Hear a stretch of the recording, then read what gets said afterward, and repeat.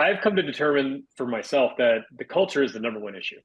There Hmm. are plenty of businesses out there that are profitable, plenty that could be, bolted together or added on or used as a platform. But at the end of the day, it begins and ends with culture. And the very first red flag that keeps me from doing a deal in the future is the owner.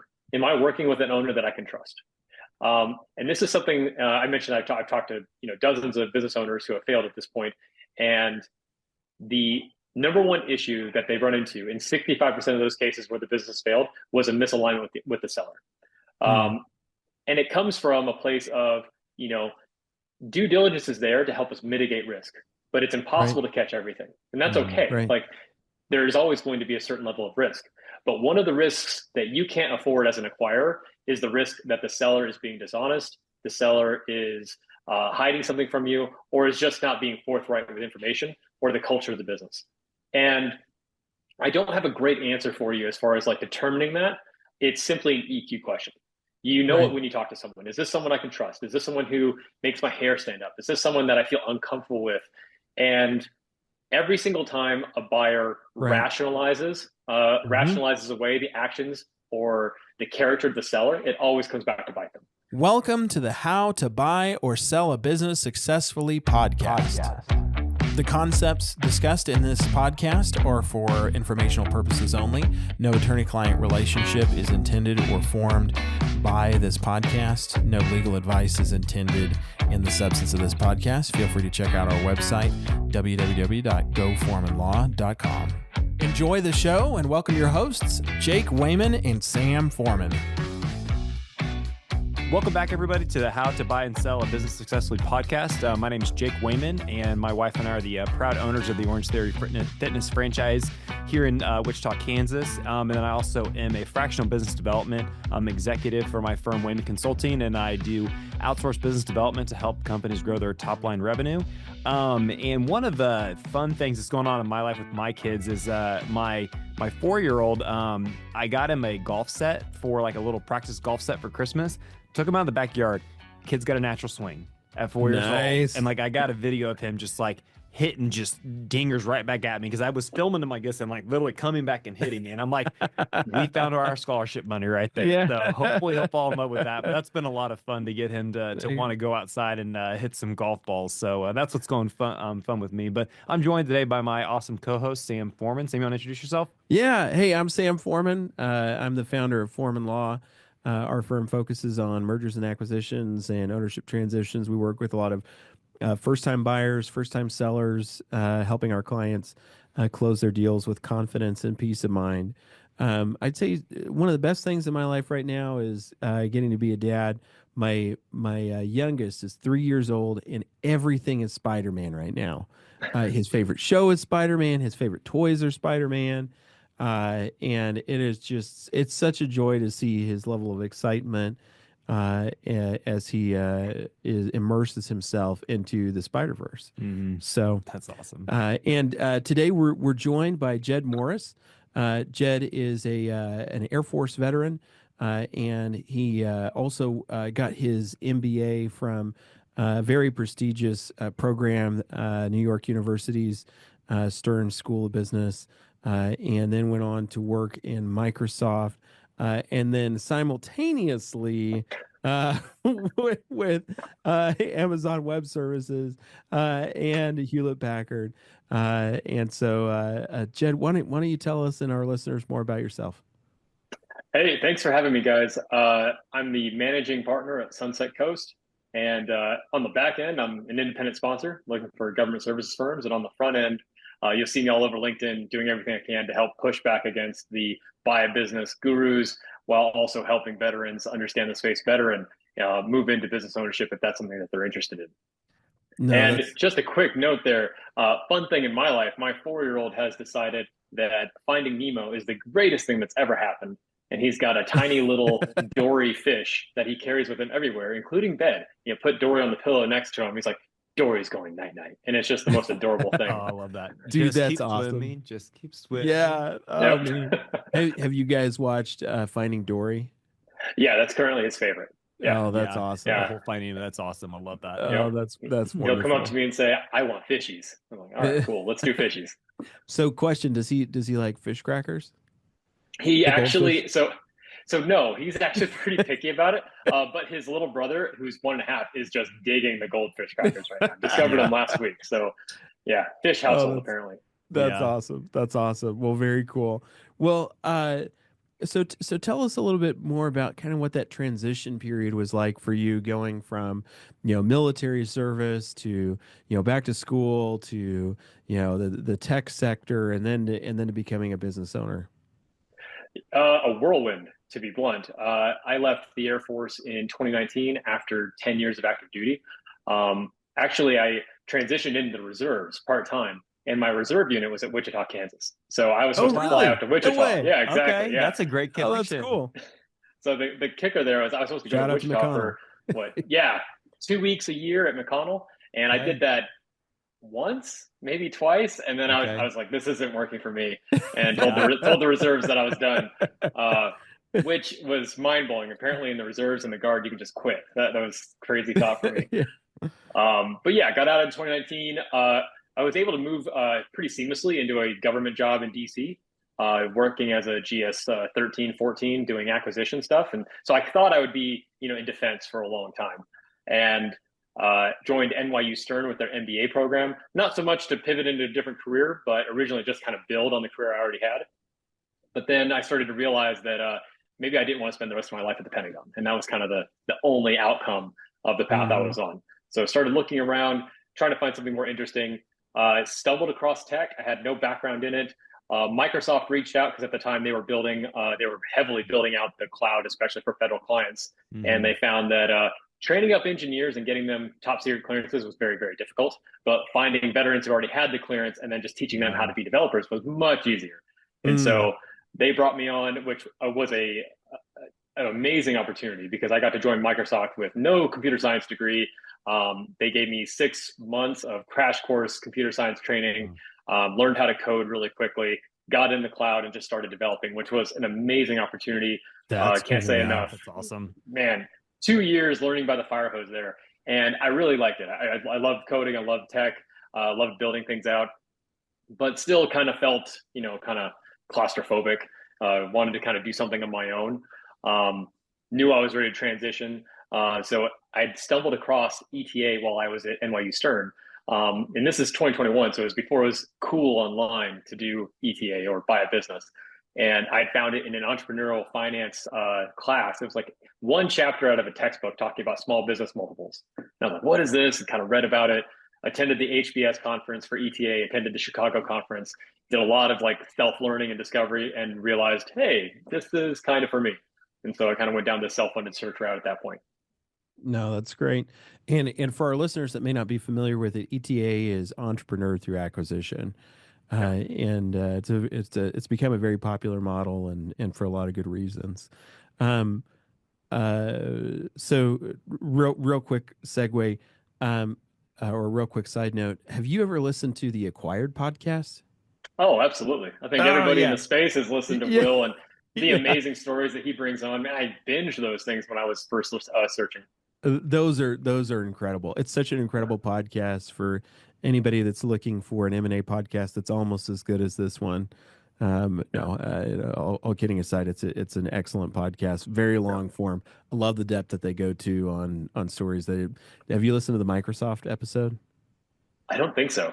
Oh, it's fabulous. It's so good. Yeah. Oh, I'm going to have to look that up. Yeah, I mean, just hearing about I mean, you forget sometimes that these massive behemoth companies started someplace small many times, and sometimes they had built-in advantages that not all of us enjoy in life. But even with that, just the level of success that they were able to achieve, and the things the advantages that they took, of the opportunities that were presented to them, just fascinating stuff. It's really really cool story. Yeah. Um, a lot of good business lessons to be taken away from that. But so you were exposed to ETA through your educational experiences and decided, hey, that's the route for me. And then you pursued the independent search process, or the self-funded search Yeah. process.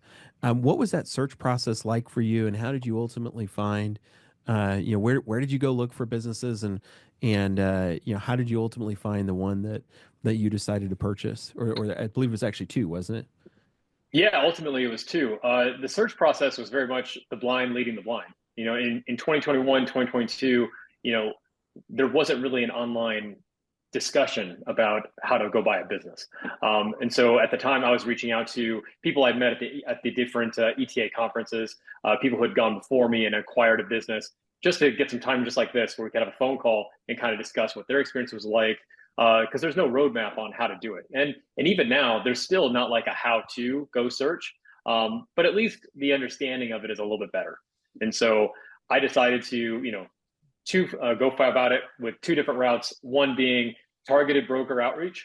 I knew I wanted to acquire something in California, Southern California specifically.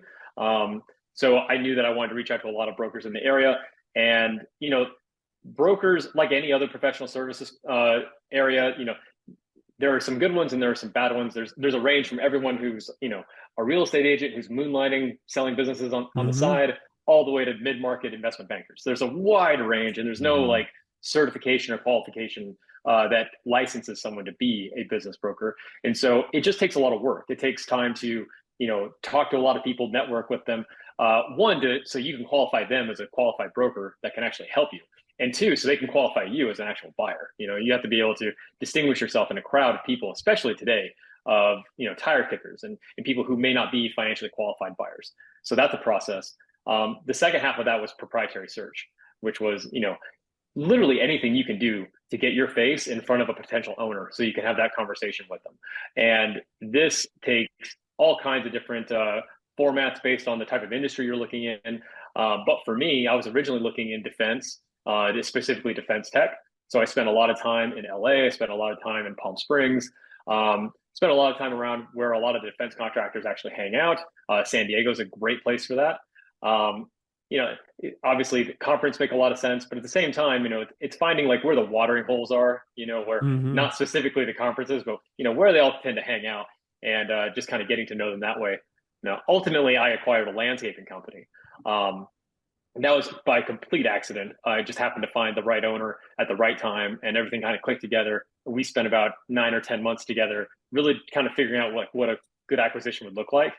And then we're able to do a deal towards the end of 2023.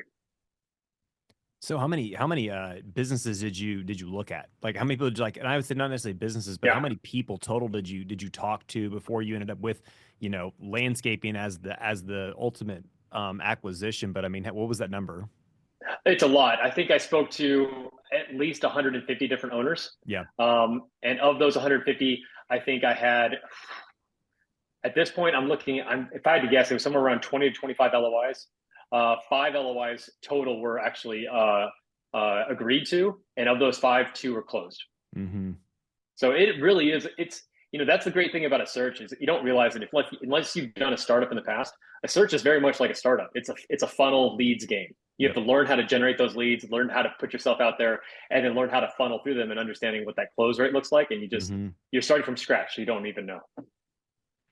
Yeah, no, that's a great analogy. Um, uh, when you think about the value of having that sort of extensive search process, and you think about what other folks should go in prepared for, what is some of the most valuable things that you learned from having an extensive process where you looked at so many companies? The most valuable thing I learned was what I tell people. I call the Goldilocks principle, and it's just like anybody else. When I started off, I read the HBR guide, and there's a very great description in the HBR guide on how to buy a small business of what you should be looking for. Right, recurring revenue, Mm-hmm. preferably SaaS, diversified customer base. Very limited to no owner operator risk. All these different things that you check off the box for. Right. Um, as you start searching, you realize there are no businesses like that. There's maybe one.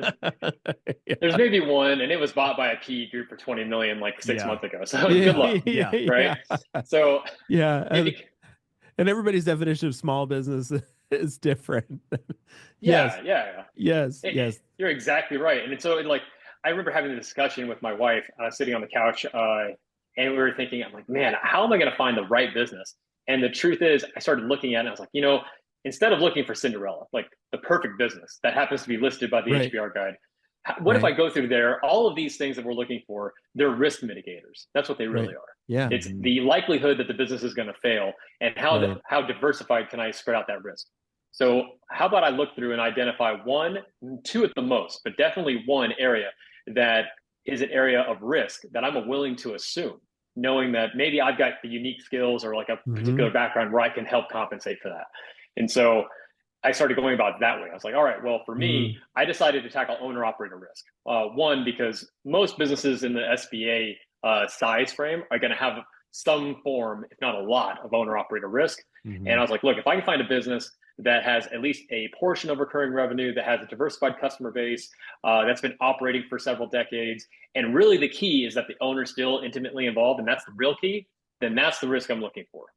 And a lot of contractors fall into that, specifically, construction, landscaping, things like that. And even defense contractors tend to fall into that as well. And so that's kind of how I came about it. I was like, look, instead of finding the perfect one, how about I find, a really good B plus? That's what I'm looking for. That way I can kind of skip through, kind of help sift through the different options that might be in front of me. And until you look at 100 different opportunities, it's really hard to know what the landscape looks like. And Hmm. so Right, right. it's very easy to get really hung up on the first one, two, three deals you see and think, oh my goodness, I could be the owner of this business. Until you Right, see like deal number right. 35 and you're like, wow, this is way better than that one. Yeah, yeah, yeah. And then deal Yeah. number 75 is like, whoa, this is way worse than that Yeah, one. I can't So believe I looked at that one before. yeah. Well, we had Yeah. a gentleman on our podcast. We actually just released it recently that they do a lot of tech enabled SaaS investments, and he had that quick kill mentality. So like, what kind of Yeah. quick kill did you? What were some of the things you were like? You looked at him, you looked at like maybe two or three things, said this is not a fit, and moved on. Because at 150, you got to get really focused on what you're looking for. I mean, you kind of mentioned the risk mitigator, spread out risk, owner operator risk. I mean, what were the other things that kind of made that quick kill to say, nope, it's going to go. We're going to throw it away. We're going to move on. One of the biggest quick kills for me was customer concentration, Okay. because unless the customer concentration was a direct result of being a defense or government services contractor, and even then, if you're a government services contractor, you can spread that out across federal, state, different agencies. You can still diversify. It's not just one government customer. The Hmm. customer risk was a big one for me, because I wanted to make sure that, like, look, worst case scenario, where's my money actually coming from? Right, And I didn't right, want to, and that's something that's outside your control almost entirely as an acquirer. Because after you acquire, your customers can always cancel their contracts. They can always Hmm. leave. right. They can always choose to work with someone else. They may not trust you after working with the previous owner for a couple of decades. And Hmm. I found that, most of those fears are unwarranted as long as you can maintain a level of service. Most customers actually do tend to be relatively sticky. But that was a risk that I used as a quick cut. I was like, I don't want to be a part of that whatsoever. Hmm. Okay. Yeah. No, that's great. That's great stuff. I mean, and for folks that are building a business they want to sell, I mean, that's a really important risk factor to understand is that I mean, ultimately your value in the sale as a seller is going to be driven largely based on the value that the buyer's able to predictably receive. Yeah. And if there's a lot of eggs in a basket that may or may not stick around very long after closing, your smart buyer is going to figure that out, and they're going to take that into consideration either in terms of how much total they're willing to pay or when they're willing to pay it, or both. And so, do yourself a favor, pay close attention to where your value is coming from, and make sure that you take smart steps to try to diversify your customer concentration where appropriate, so that you can maximize the value of your business. Um, Jed, tell us a little bit more about what that transition to becoming an owner in the business was like. You go from military service to work in government to back into the educational system to serving the tech gods out in Silicon Valley and Washington State, to now you're a business owner. And what was that? What was that process like? What was that adjustment like? Both practically and on the personal side of things. Yeah, well, practically, it felt like the transition never really ended. coming from military directly into a corporate environment, and then learning that, but at the same time transitioning out into search where I'm trying to look for a business, and then moving from search into small business ownership. It felt like the transition never really ended. And to be honest, I'm not sure it ever really will. And that's probably a good thing. That's probably growth.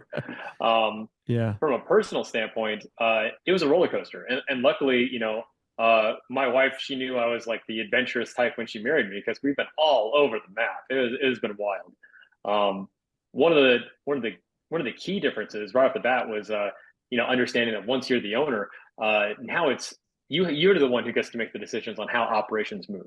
And granted, there's a lot of things that were entrenched when you buy a business, but it's still you're the one who gets to make those decisions moving forward. So for the first time in my professional career, there wasn't a commander above me. There wasn't a senior VP of engineering above me. Somebody like that who was like, "Hey, this is our process. This is our goals. This is our quarterly setting. Like we're moving forward in this route. Now it's up to me. Like, all right, now I get to prioritize.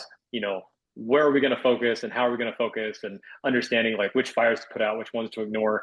And that was a significant change, one that I had been preparing for, but as you know, until you're the one sitting in the seat, it's one that you're not really accustomed to until you're actually there.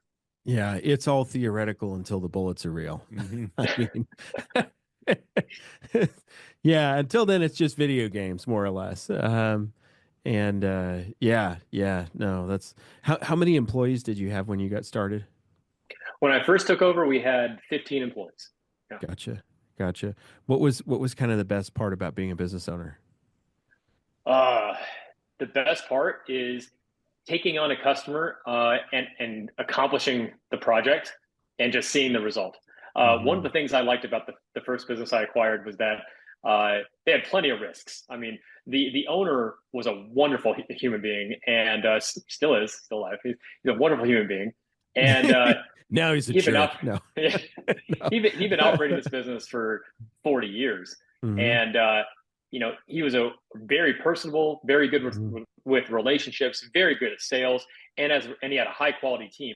And so as a result, like his reviews were fantastic. He was one of the only contractors I'd ever met who on his own had gotten over 100 5-star reviews on Google. Like most Hmm. people aren't even trying, much less accomplishing it. And he was Yeah. accomplishing it. But then on the back end, the business itself was in total shambles because there was no professionalism there. There was no Hmm. bookkeeping, accounting, like all the back end support, customer follow up. Like one of the very first things I did when I took over was just put all of our historical customers for the last 18 months on an email list and blasted the email. It's like, hey, who wants to buy again? And got like 7 sales off the bat. So Yeah. like simple things like that. Mm-hmm. But yeah, I just really enjoyed, the fact that the business had such a stellar reputation on the front end, the customer facing side, which meant that people were going to reach out, they were going to trust the reputation, and then they would trust us to be able to come out and do a job, do it really well, and then leave us that 5-star review. There's no better feeling than that. There really isn't. No, that's terrific. That's terrific. One of the things that you've been fairly public about, and I appreciate your authenticity and vulnerability on this, is that the business ultimately didn't work out, right? Yeah. Yeah. Can you share with us a little bit more about what that process was like and what you learned from that, and just kind of how you handled all that? Yeah, exactly. Uh, well, like I said in the beginning, there's 2 reasons why, people who have a failed business, especially business buyers, don't talk about it. Hmm. One is Yeah. because it's not fun and sexy to blast on LinkedIn that my business failed. That's Mm-hmm. not cool. No one wants to congratulate everyone about that. But the second reason is because in 3/4 of these cases or more, it involves a lawsuit, it involves a settlement, and when you're done, you're going Hmm. to sign a non-disclosure, non-disparagement agreement. And so I am no different. I signed one of those. So there are specifics that I can't talk about. Hmm. But what I can talk about is a kind of the events leading up to that, and then also, since then I've touched base with 25 or so different business buyers who have had a business fail. And so I can talk to a lot of the issues that I encountered as well as some of them encountered. So the first thing I realized is that once you buy a business, people notice because there's a lot of people kicking tires and there's very few actually closing. And so when you close on a business, business brokers, service professionals, and other owners, they perk up and they look and they see, oh, this is a qualified buyer. You acquired this business. And so in landscaping, and in many other industries, they're pretty insular. A lot of the owners, especially if they've been around for a long time, a couple decades, they all know each other. And so as soon as I bought the first business, several other local owners in the area popped up and said, "Hey, I'm interested. Hey, I'm interested." And so within 4 months of buying the first business, I had three other LOIs out the door. And several of them were excellent businesses. In some ways, they all had their pros and cons, but a lot of them were really excellent, very similar to the first business I acquired. And so I tell people I kind of found myself in the accidental roll up. Before I knew it, I had all these other owners who were interested in selling out and closing and retiring. Some of the owners actually went to high school together back in the 70s. So it's a Oh, very that's close knit cool. group. Yeah. And so I was working hand in hand with my legal team in San Diego and kind of putting some of these together. And, I did end up acquiring a second business. And that's when things started unraveling. And that's where I learned firsthand that, we talk about how, mergers and acquisitions are difficult. And in over half of the cases, you don't actually realize the synergies you were hoping for. And what I've come to find is that a lot of those synergies you're looking for have very little to do with the customers and the sales and the profits and the margins. And they have a lot to do with culture, just so much to do with culture. Just because you've got two teams of people doing 90% of the same work doesn't mean that they're going to get along, doesn't mean they do that work in the same way, doesn't mean that they are interested in, just all kinds of things. And I think the biggest takeaway was that, a small business is the direct reflection of its owner. If the way the owner operates on a personal level is how that business is going to operate on a professional level. Whether that comes from, how they present themselves, how they deal with customers, how they care about profit and loss, how they care about cost and efficiency, how they treat their employees. All of those things directly emanate from the owner. And if those things don't line up, you're going to have a lot of issues. And I made a lot of mistakes. I had a lot of success, but ultimately one or two of those mistakes were critical. And they ended up with the entire business having to close up shop in early 2024. And that was rough because I signed personal guarantees on that debt. So it led to, all kinds of litigation where, we're now in a place to where it wipes you out financially. But I tell people I got $750,000 worth of business education very, very quickly. Jake and Sam here. Thank you for joining us. If you find this content helpful, please like, subscribe, share it with a friend, and especially leave us a 5-star review on Spotify or iTunes. It really helps us out a lot. Yeah, 1 star, it's on Sam. Yeah, it's definitely on me. Yeah.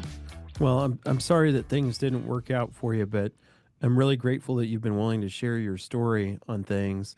Because I think, and I mean, I draw a lot of my experience working with folks in the startup space, but I see this as being highly analogous. A lot of people are so afraid of failure that either they don't take risks in the first place, or they're too embarrassed or too ashamed to talk about it. When a business doesn't work out. And I mean, I think that as you observed, I love how you described it. You got $750,000 of an education there that's really powerful, really valuable. And those, really painful experiences are some of the most valuable learnings to be had out there. Not only for ourselves, but to share with others. And I'm really grateful that you've been willing to share those, because I can't imagine. I mean, I can only imagine how difficult that must have been on a personal level and a business level. And so I'm confident that that's something that's going to come back to greatly benefit you and your family and others in the process. When you think about that experience and some of the things that you learned, I really like that you talked about culture, because culture is so squishy. I mean, it's so like, it's so intangible, but it's so freaking powerful. It's one thing to look at those financial statements and be like, this looks really good. And, to make that sort of sanitized list of we do this over here and we do this over here and we can just plug them together. And it's another to look at it and then, ask those deeper questions about culture based on what you've learned, as you're talking to folks and as you're looking at other businesses with your new venture with Sunset Coast Partners. What are some of the things that you look for and that to look for now when it comes to culture and kind of screening that business from a cultural standpoint? Yeah, I've come to determine for myself that the culture is the number one issue. There are Hmm. plenty of businesses out there that are profitable, plenty that could be, bolted together or added on or used as a platform. But at the end of the day, it begins and ends with culture. And the very first red flag that keeps me from doing a deal in the future is the owner. Am I working with an owner that I can trust? And this is something I mentioned. I've talked to dozens of business owners who have failed at this point, and the number one issue that they've run into in 65% of those cases where the business failed was a misalignment with the seller. Mm. Um, and it comes from a place of, you know, due diligence is there to help us mitigate risk, but it's Right. impossible to catch everything. And that's Hmm. okay. Right. Like there's always going to be a certain level of risk. But one of the risks that you can't afford as an acquirer is the risk that the seller is being dishonest, the seller is hiding something from you, or is just not being forthright with information or the culture of the business. And I don't have a great answer for you as far as like determining that. It's simply an EQ question. You know it Right. when you talk to someone. Is this someone I can trust? Is this someone who makes my hair stand up? Is this someone that I feel uncomfortable with? And every single time a buyer Right. Hmm. rationalizes away the actions or the character of the seller, it always comes back to bite them. Because you can say, oh, okay, well, I'm going to, put a bunch of representations and warranties in my purchase agreement to protect me from in this deal. And that's true. You can do that. I'm going to do an earnout for the seller. I'm going to do a seller's note. I can do all these things to help protect myself in the deal. And that is accurate. However, I have seen where if you have a seller that you can't trust, and let's say they just don't like you, they're narcissistic, they don't like the way this business is moving, they will disregard each and every one of those to their own financial detriment just to bring the business down. I've seen sellers create a competing business in direct violation of the non-compete within 3 months of a buyer buying of the business. I've seen sellers actually steal from the business, like got caught on like the nighttime camera, breaking into a window to try to steal financial files or customer lists. Don't they know how Um, technology works? it's amazing. Luckily, the Yeah. buyer in that situation had already moved their financials to the cloud. I've seen, Goodness. active tampering with customers, active tampering with employees, Right. just all kinds Right. of things. And at the end of the day, these are risks that you cannot afford as a buyer. Right. Beyond the actual impact financially, you're also looking at the culture because that Right. that owner has built a business for many, many, many years. And the employees and the people in that business are going to be a direct reflection, a lot of times family members of that owner. Hmm. And so it doesn't matter how financially profitable a business might be. If these things are not lined up, you're just doomed for disasters. That is Yeah. always Right. red flag number one. Yeah, I mean, and that's the thing is like when you're buying a business, you're inheriting a culture. And Yes. and I'll say this, and I'm probably one of the rarities that actually would say this is COVID almost was like a blessing in disguise for us when we bought our business because we bought ours in January 2020.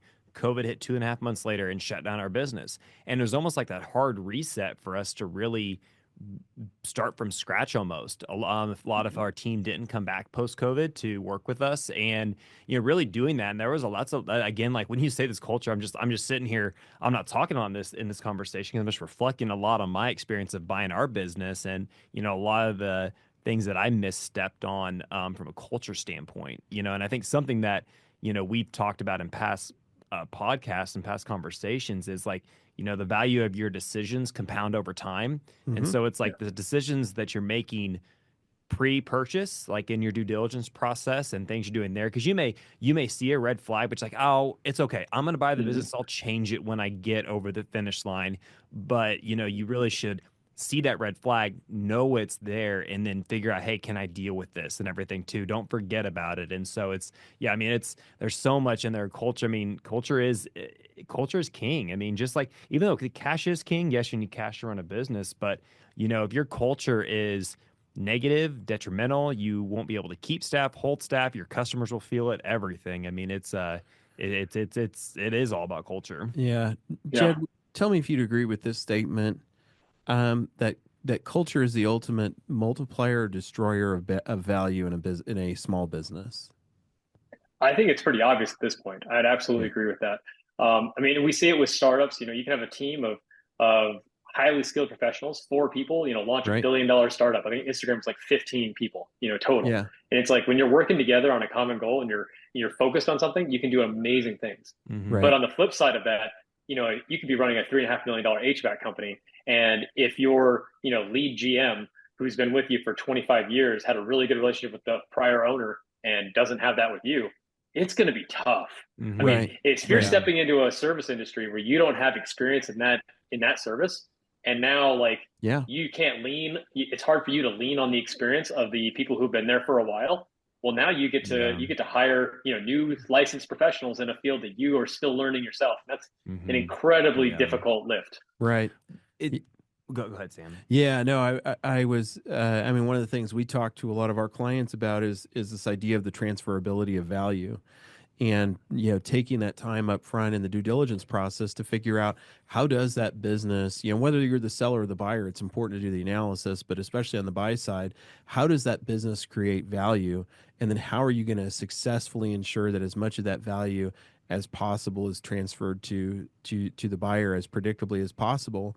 Because if you're the buyer, and just as you pointed out, there's, a key person that is responsible for, the creation of a great deal of value, and you can't predictably retain that person. I mean, that's a huge risk that's got to be understood and accounted for in the process, in order to, make sure that you structure a good deal and that you balance the risk fairly. And when you understand that, you can do a lot with deal terms. I mean, you could structure things like earnouts and make sure that the seller only gets paid when the value is retained. You can, build in requirements to get key employee contracts in place or whatever else. And you can build in other contingencies and factor in risk premiums and all those kind of things. But you've got to take the time to understand what is, what drives that value, and then what risks are posed to it in the deal process. And you're also thinking about how you're compounding your risk. I mean, a lot of times we gloss over the fact that what we're talking about here is a leveraged buyout, usually with an SBA loan, which means you're leveraging 70-90% a lot of times loan to value when you actually buy one of these businesses. And so when you buy that SDE, that EBITDA, that's not yours. Like 45% of that is out the door on day one. And so you're already taking a ton of risk, operationally, financially. And now on top of that, I'm going to add in, the likelihood that the key employee sticks around, the likelihood that the seller's playing ball, the likelihood that the customers are sticking with me. I want to mitigate those as much as possible. So that's why I keep coming back to look, if the culture is sour, I'm not taking on a couple $1 million worth of leveraged debt and hoping that, everyone's going to continue playing ball, unless I've got some real assurances that we're in this together and we're going to get along. Because the thing that people they need to remember is that your employees are not incentivized to help you save you with your debt. And you can try to incentivize a GM with a little bit of equity. In my experience, that doesn't work. At the end of the day, every one of your employees, especially the senior ones, are highly skilled. They'll get a job tomorrow if you fail. But you're the only one with, that SBA PG hanging around your neck. And so you have to make your decisions from that perspective. And it's completely different when you're thinking about the other risks that you could just be piling on top of yourself. Yeah. Kind of a couple questions. First one is looking back on it, what would you have done differently? Thinking back on the acquisitions of the first or the second, or what is something you would have done differently? The first thing I would have done differently was slow down. I got really excited. I mean, I closed my first business, and before I knew it, I had 4 or 5 other businesses within the area, all complementary to my business, who wanted to sell. And so I was like, man, I could take this, and if I combine them all, that's just on a top line revenue, that's 15 million top line. I'm like, I'm the top dog in Southern California, right? And so I was like, holy crap. And so, and you also, for good or bad, you think you're invincible. And so you think, all right, well, I can do this, I can handle this. And luckily for me, I had a stellar legal team who understood my plan. And so they were there with me. And that was really important. But the first thing I do is I'd slow down. I would make sure that the first business was fantastic and needed more work than I'd put into it before I acquired the second business. I would have slowed down and made sure I really stabilized the first one first before I worked on the others. And that would have also given me more time to work with the owners of the other business to really hammer out a deal that was beneficial to us, beneficial to them, give me more time to get to know them and not rush into any of these deals, that could have ended up being bad culture fits or excessive amounts of leverage debt, things like that. That's what I would have done. First and foremost, I would just slow down and realize that look, it's a relationship game. And if I'm doing the right things and I'm building the right relationships, those deals will come in time. There's no need for me to rush and try to be like, hey, I built from 0 to 15 million in 12 months. Woohoo. And now I'm on acquiring mines. I wish I just slowed down a little bit. Mm. Yeah. Yeah. Yeah, I can't echo that point enough. I mean, from my own business journey, some of the biggest mistakes that I feel like I've made as a business owner were ones where I was in a rush and I was wrapped up in my own ego of, oh, hey, look what I'm building. Look how cool, how successful I am. Look at all this, these external trappings that I'm presenting to the world of my own success. Instead of slowing down, just as you said, slowing down, focusing on the things that are going to build for long-term success. Mm-hmm. And I think Yeah. that's something that I've learned in a very painful way. Certainly not in the same ways or the same depth that you have. But for all of our listeners, I can't encourage you enough. Slow down. uh, take time to really embrace the idea that what's going to matter most is the end of the journey, not necessarily the next step. The next step's Yeah. important, of course, but fall more in love with the end of the journey that you're trying to build than the next step. And that'll help you keep good Mm-hmm. perspective on things and make good long term Yeah. decisions. I get caught up in this, and I think a lot of other people do. And we got the go, go, go culture all around us. You got to be in a hurry, you got to be moving fast. When I think a lot of times the most successful folks are the ones, and we see it all the time on the sell side. They're the folks that have taken decades to build something, really valuable in many cases. And, just slow down. Just take a moment, Yeah, it's slow like down. because when you have buyer remorse and you sign personal guarantees, it doesn't matter. I mean, I'm right there with you. I mean, I have lots of personal guarantees out there that we've done. We built a third location, and it's like, and that's where it's in this place of you know for I think the way you said that is like it is slow down because when you slow down, you think differently. A lot of things will come to you when you slow down and it's like those shower moments of aha, like I should have thought of this or something Mm, like that. And so I think it is that slow down so critical because right. it's because once you do that, it's like it is like and even in being in Southern California, it's probably like, man, 0 to 15, I can be top landscape, company in there and everything. And it is that that feeling of like I can do this. I should be able to do this. But man, it's so critical. And like I will say I appreciate you willing to share the story and share the realizations because again, no one wants to talk about failure. I mean, it's like they want to just go in their hole, close the door, not talk to anybody and not get and it's they need to surround themselves with other people that have been through it and helping people that are going through it to avoid Yeah. those issues, those become actually failing. Yeah. Well, Jed, let's I'm be clear. gonna. I crawled into a hole for a couple months. Absolutely. Um, Yeah. but yeah, I mean, when you come out of it, Yep. you're able to look back with like a little bit of a sober mind frame and see, all right, well, what things went well and what things did not go well, which things were Mhm. my fault and which things were just circumstances. And Yeah. what I found is that, there like I was excited at the time because I saw an opportunity and I knew I could do it. And looking back, I'm like, yeah, the opportunity was there, and I Hmm. fully confident that I could have done that. And I was far more successful in a short period of time than I expected to be. Not just with growing revenue, but also acquiring another company. And I saw that and I was like, wow, there really was an opportunity there. But then Right. there were a few key things where Right. when it's your first time in the operator seat, you're gonna make mistakes, ones that you learn to not make later. Like there were people I should have let go that I just didn't want to have the conversation. Yeah. Wow, that's an easy mistake, that everybody Hmm. makes early on. Or there were customers I shouldn't have worked with, but I was like, well, they're paying, so let's work with them. There's all those little mistakes in the Hmm. Yeah. beginning that we learned from, and those are not fatal. But then Right. there's also a couple fatal mistakes. And you see those and you're like, I never would have seen that coming. There's no way I would have known that that was going to happen. But Right. now that I've experienced it, now I know to look for that in the future. Yeah. And Right. so, it's a little bit of both. You have to understand, like, yeah, I messed up in a lot of areas, a lot of these places. But what did I get right? And at the same time, which things can I learn from and which things can I do better going forward? Yeah. It's all about, I mean, Yeah. you got to forgive yourself and, move on because that's where you're able to do what you're doing now. And, I'd love to learn a little bit more about what you're doing with, Sunset Coast Partners, and that, I mean, that's something we can talk a little bit later, but just you've moved on, and now you're able to transition a lot of your knowledge and experience to future ones to, it's like, and now you're building community, and you're doing things that are, you're paying it forward in a way, is what you're doing. That's exactly what I'm trying to do. Like I said, we closed doors in early 2024, and then, it was really tough. It's tough when you're going from, running your business, and then especially like those big tech salaries and all that stuff, and all of a sudden you've got like $5 in your account, and you're in litigation, and you lose all your financial backing, and it's really tough.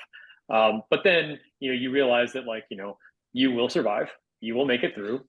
Um, and I kind of fell back into that cave a little bit. But after I came out, I remember it was around August 2024. I kind of reemerged back on the scene a little bit, opened up LinkedIn, started looking around, and I was just amazed at all the misinformation. Like, on Hmm. one hand, there's a ton of people espousing the benefits of buying a business, which is great. I think there are a lot of legitimate benefits there for the right individual. But on the other hand, there were just countless numbers of people saying, hey, you should buy a business with no money down and 100% seller financing, and you can run it passively, you can hire a GM, and just the total BS you just hear over and over and over. And I remember at one point, I've never been like the type to get on there and just be like, firing back, so to speak. But I remember seeing one post, and it was in August, that really just triggered me, where this guy was like, yeah, you should buy a look at this. If you buy a business for like 1.1 million top line, that means it's making like $250,000 in SDE. And then you do that 7 times and get an operator in each one. And now I'm making all this passive income. And I remember thinking, well, you have a personal guarantee for each one of those Yeah. transactions. And those are literally the riskiest businesses you could possibly buy. None of your GMs, even if you could Right. afford them, which I would argue you can't, but none of them have any risk involved in this Yeah. transaction at all. It's just on Right. you. Mhm. And any one of these Right. is going to drag down your whole Yeah. portfolio. Before you know it, you're negative $4 million of personal guaranteed debt, and you're homeless. Right. And to tell people that that's the right route, especially as I'm coming out of the personal guarantee settlement, it triggered something in me, and I just started responding Yeah. all over Yeah. LinkedIn. And that's what Yeah. you guys have been seeing, because Right. Yeah. I love the space, I love the opportunity, but I hate the I hate the misinformation and the grift. I Yeah. feel Yeah. like it's what blockchain was like just 2 years ago. Like, oh, Yeah. you're going to make it big on crypto. Yeah, It's it's crazy. Yeah. the I have a friend of mine who was asking me about franchising, because that's what we're in, as a franchise. Like, oh, like, I want to get my wife into a franchise because she's stay-at-home mom. She can do this with a franchise. So I'm like anything that tells you that is a semi-absentee owner, setup, they're lying to you. Like, no matter what business that you're in, you need to be engaged in Right. it, and you're gonna have, even if you don't have any employees and you're by yourself, you still have to do something with it. And I think there is so much misinformation about there, of this hustle mentality of, yeah, buy a business, and like you see all these posts on Biz Buy Sell of SDE is this and all that. And like, oh man, like, no, that's the money you're gonna go to pay down your debt, and you're gonna probably Yeah. not make any money for yourself or your family Right. for probably Right. 18 to 24 months. I mean, it's like, I just think there is just so much of that out there, and people have so much ease of grasp of information, but they only want to grasp the information that makes them feel good, not the ones that are going to make them Yeah. question themselves. Yeah. And Yeah. Exactly. yeah. One of the things, I mean, some of this kind of ties together a number of the things that we've talked about here today. Um, you, you referenced earlier the importance of identifying in the acquisition process, can you trust the seller? Hmm. Right. And, the same sort of concept, I think, applies with, some of this information out there of, is it trustworthy? And, uh, that's where it's so important to, like, take some time, poke holes at stuff. Value creation is hard. And, for folks that are listening, anybody that's out there saying, hey, it's easy, you don't need this, you don't need that, here's the shortcut, here's the hack, whatever it is, you need to be highly skeptical of that. It's not, that's not always the case, because there are success stories, but those are generally the easy ones, or generally the exceptions, not the rule. And often they're over a short period of time. It's not like, Yeah. hey, look what I did 5 years ago, and here's where it is now, and it's so successful. It's like, hey, look what I just did in the last, 18 months or whatever. Like, that is not the same thing. It isn't. And The I have the people debt's reaching not out. paid off yet. Yeah. You're right. I mean, and you forget that you're buying a business, like we said before, is a leverage buyout. That's what it Right. is. If you don't Yeah. understand the process of an LBO, then you have no business in this space. Yeah. Right. And I have people reaching out all the time directly on LinkedIn, and they'll ask, hey, I found this guy in this course. Is this legit? Hey, I found this program, and this is Right. this legit? And I Right. mean, I'll tell them like, I don't know. I haven't spent time with these people in Yeah. their courses. And coming from the tech side, having a course is not an automatic, red flag for me because there's Right. a lot of people, especially in tech, that will, sell you the information they've learned over a certain amount of time, and it's gold. Like Yeah. that's the place to go. Right. But when it comes to business buying, I tell people, I'm like, look, if you're serious and you want to go learn from someone who's done it, Walker Dybel runs an acceleration lab. Like he literally wrote the book on this. Like, why are you Yeah. asking for someone else for guidance? Or Sam Rosati and the guys at SM Bootcamp, they run a boot camp for this.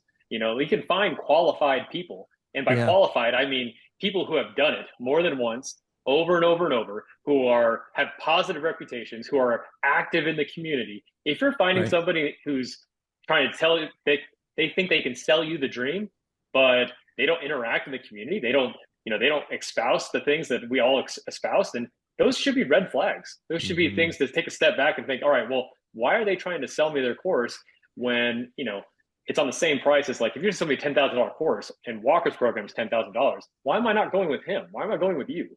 Who are you? There's a lot of questions to Right. add in there. Yeah. And the thing Yeah. we've talked about in a lot of our podcast conversations is, surrounding yourself with a good group of advisors, and that's previous business owners, people that you can lean on and, have a second set of eyes on it, really, Yeah. and evaluating it and doing that and knowing that, like, they may give you some feedback that's not great, but, be willing and open to accept the feedback. We one of our previous guests was Rick Ralston, who wrote a book called The Forecast, and it's a business fable, and it's really about, It's a great book. and honestly, it's all about, surround yourself with great people and being open to the Yeah. feedback and actually applying it too. I mean, again, that's what you're trying to do for people, is be that advisor to them and, like, walk them through that to say, hey, pay attention to these things, look at these things, and just giving them, something else to think about. And, you can choose to take your insight or not, but that's on them. But at least you're there to offer it and, to be willing to sit down with them. Yeah. Yeah, that's exactly right. I mean, there's so much information out there. Everyone is going to pick and choose who they want to listen to, and that's the beauty of capitalism. You learn things the Yeah. hard way sometimes. Yeah. Yeah. But with all the voices out there, screaming about how easy it is, I feel like Yeah. we deserve to have at least one voice who's like, hey, maybe we should learn a little bit more about LBOs and personal guarantees Yeah. and Right. rushing into transactions that you're not ready for. There's already Right. so much risk if you're a first-time buyer. If you want a really good deal, be a really good buyer. Make sure you got a Right. great credit score. Have 100K of liquidity. That doesn't mean you need it in the bank, but just know that you can go get that cash if you need it. Like, Yeah. get with a good Right. lawyer, get with a good broker. Like, do Yeah. the things that are going to set you up for success from the beginning. If you do Mhm. that, then yeah, generational wealth and a positive acquisition could be a next step for you.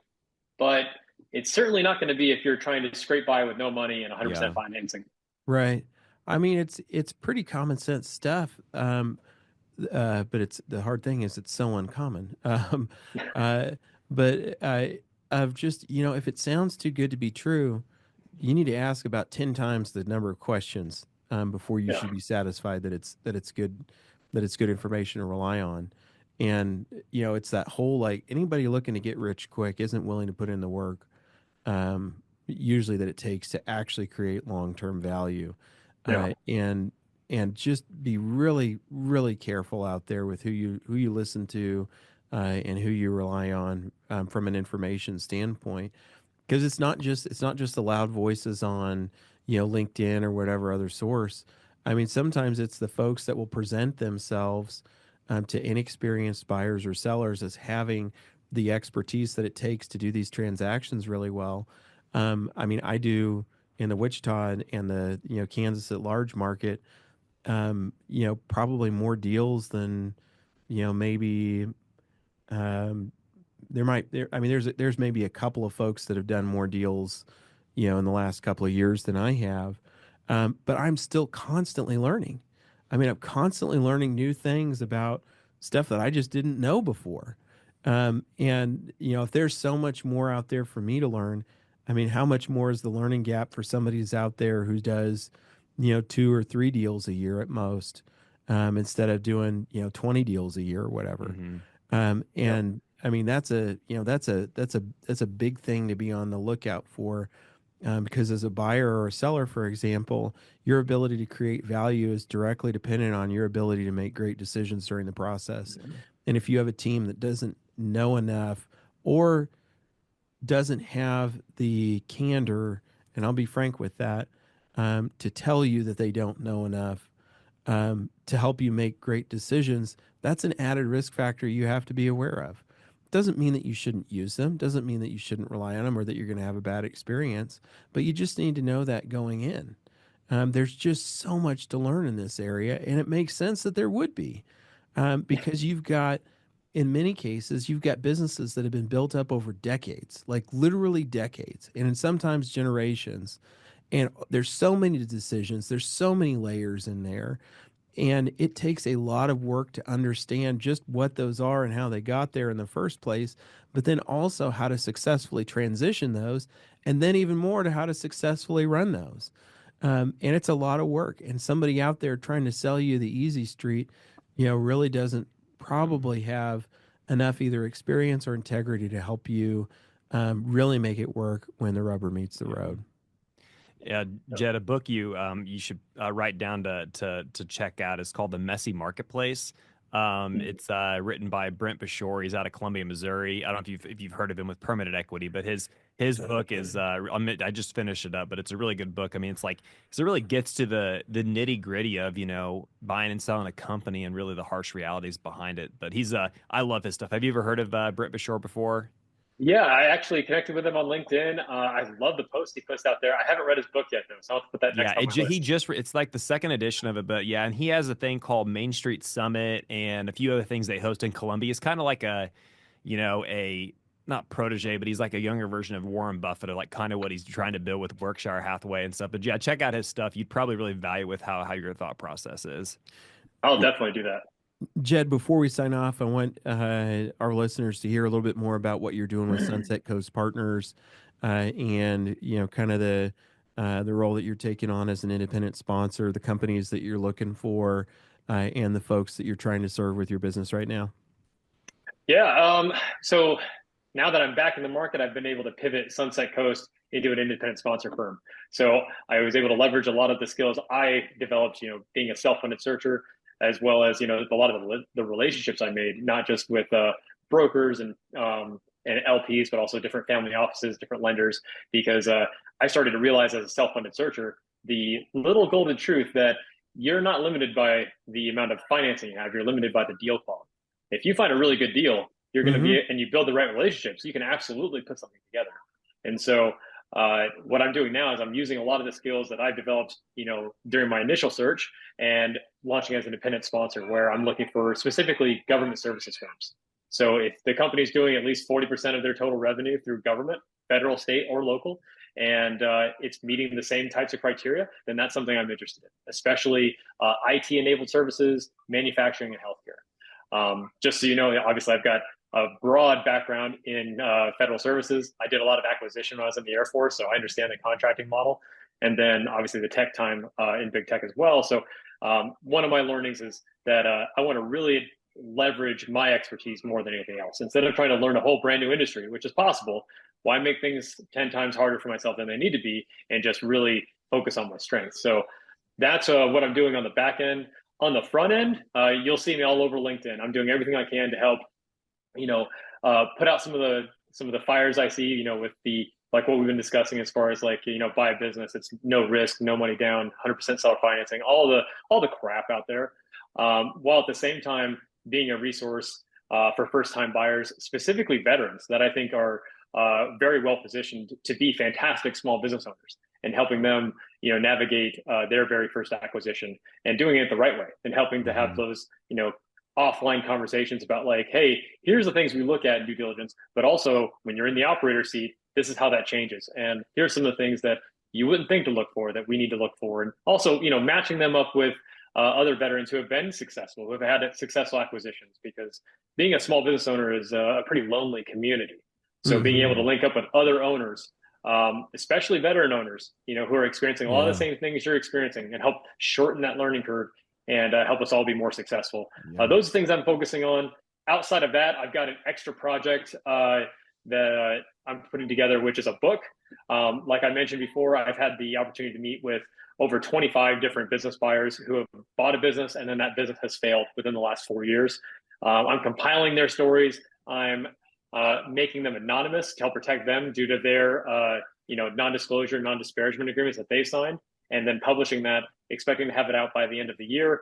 And we actually just launched the pre-sale for it just a couple of days ago. So really excited to put that together. My hope is that it'll end up being a resource and a guide right next to HBR Guide, right next to Buy Then Build for current and future first-time buyers, so they can have a little bit more of a risk-appropriate approach when it comes to buying their first business. Yeah, that's awesome. Yeah, that's great.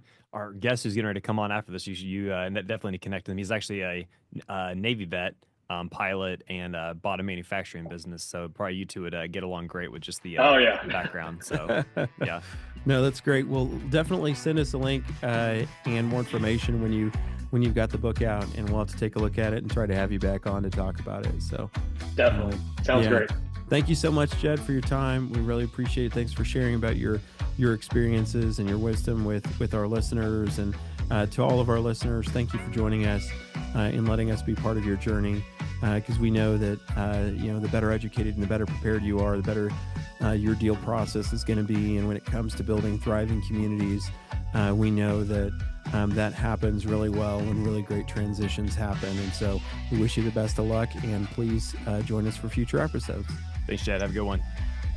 Thank you for joining us today. For future episodes, please subscribe to the podcast on Apple Podcasts or Spotify. And please check out our website at www.goformanlaw.com/learning.